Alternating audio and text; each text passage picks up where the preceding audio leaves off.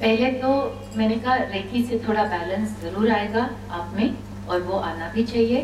दूसरी बात है कुंडलिनी एक्टिवेशन या शक्तिपात दीक्षा। ये क्या होती है, क्यों होती है, क्यों लेनी चाहिए, इसके सिर्फ स्पिरिचुअल चीजों के लिए लेनी चाहिए या फिर नॉर्मल इंसान के लिए भी इसमें कुछ है? क्योंकि हर एक का कोई स्पिरिचुअल गोल हो ये जरूरी तो नहीं है।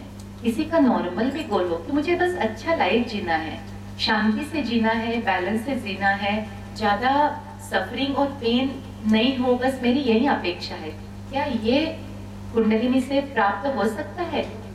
जिनका उच्च गोल हो उनको तो कुंडलिनी का महत्व कहीं न कहीं थोड़ा बहुत पढ़ा रहता है, सुना रहता है, तो थोड़ा पता है। लेकिन कॉमन पर्सन के लिए कुंडलिनी का क्या महत्व हो सकता है? देखते हैं कुंडलिनी एक्चुअली है क्या, किस तरह से काम करती है, और सबके लिए इसमें कुछ ना कुछ कैसे छिपा हुआ है। कुंडलिनी जो है वो है हमारे अंदर का जो दैवी अंश है, द डिवाइन कॉन्शियसनेस, वो उसने एक सीड का एक ग्रॉस फॉर्म ले लिया, एक बीज का फॉर्म ले लिया है। बीज में पूरा वृक्ष बनने की क्षमता है, लेकिन बीज को वो पता नहीं रहता है। बीज को आप पूछोगे तुम कौन सा बीज हो, उसको कुछ पता नहीं है, वो सुप्त है, वो सोया हुआ है। उसी तरह हमारे अंदर ये डिवाइन कॉन्शियसनेस सोया हुआ है, एक बीज की तरह, एक सीड की तरह। उसमें वो पोटेंशियल हम सभी में दिया हुआ है। Kundalini is not part of any religion. इसमें रिलीजन है ही नहीं। अगर आप इंसान हैं, आपकी कुंडलिनी होगी ही होगी, उसमें कोई दो राय नहीं है। आप में चक्रास होंगे ही होंगे, उसमें भी कोई शंका नहीं है। तो इसमें रिलीजन का कुछ सवाल ही नहीं आता है।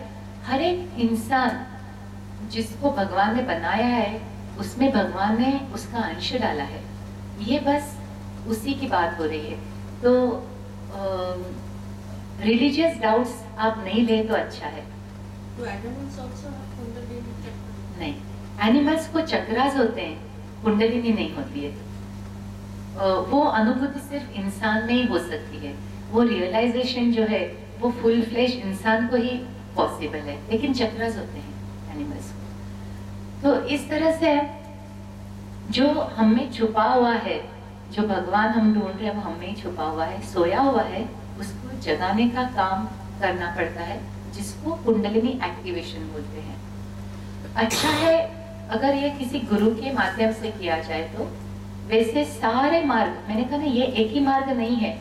जो भी कोई मार्ग आप लो, भक्ति मार्ग लो, कर्म का मार्ग लो, राजयोगा, अष्टांग योगा, हठ योगा, क्रिया योगा, कोई भी मार्ग लो, हर मार्ग का लक्ष्य कुंडलिनी एक्टिवेशन ही है। लेकिन जो साधना कुंडलिनी एक्टिवेट करने के लिए करनी पड़ती है, उसमें काफी समय लग जाता है। कितना समय?